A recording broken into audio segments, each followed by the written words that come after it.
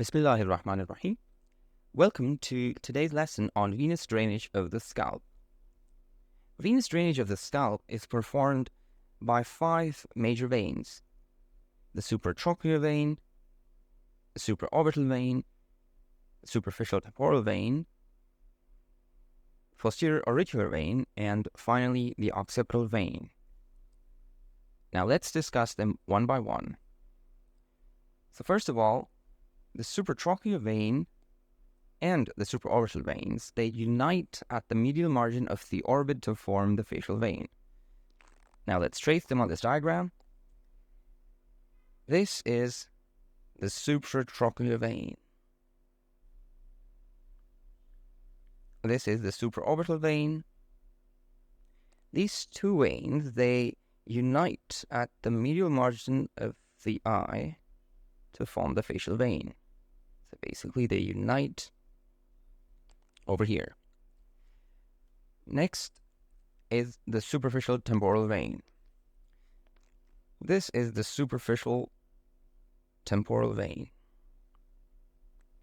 and it unites with the maxillary vein in the substance of the parotid gland to form the retromandibular vein. Then, fourth, we have the posterior auricular vein. The posterior auricular vein unites with the posterior division of the retromandibular vein just below the parotid gland to form the external jugular vein. This is the posterior auricular vein, and this is the posterior division of the retromandibular vein. They unite to form the external jugular vein.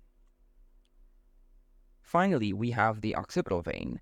The occipital vein drains into the suboccipital venous plexus, which lies beneath the floor of the upper part of the posterior triangle. The plexus in turn drains into the vertebral veins or the internal jugular veins. So, what basically happens is that the supraorbital veins and the supratrochlear veins, they unite at the medial margin of the eye to form the facial vein, and the facial vein comes all the way down to unite with the anterior division of the retromandibular vein to form the facial trunk, common facial trunk, and drain into the internal jugular vein.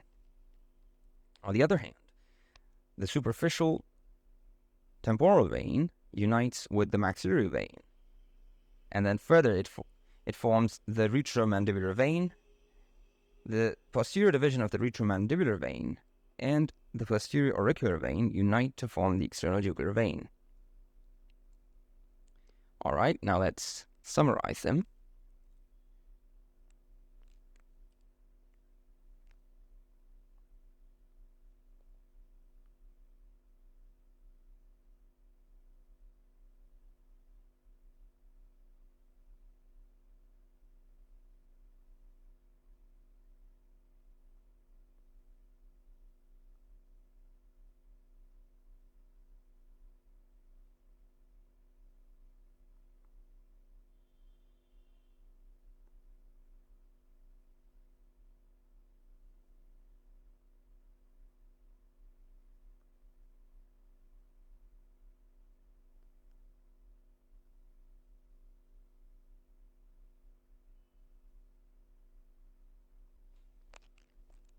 Alright, we have summarized the veins draining the scalp. So in the end, the veins of the scalp freely anastomose with one another and are connected to the diploic veins of the skull bones and the intracranial venous sinuses by the valvulus emissary veins. This brings us to the end of the lesson on venous drainage of the scalp. See you in the next lecture. Thank you.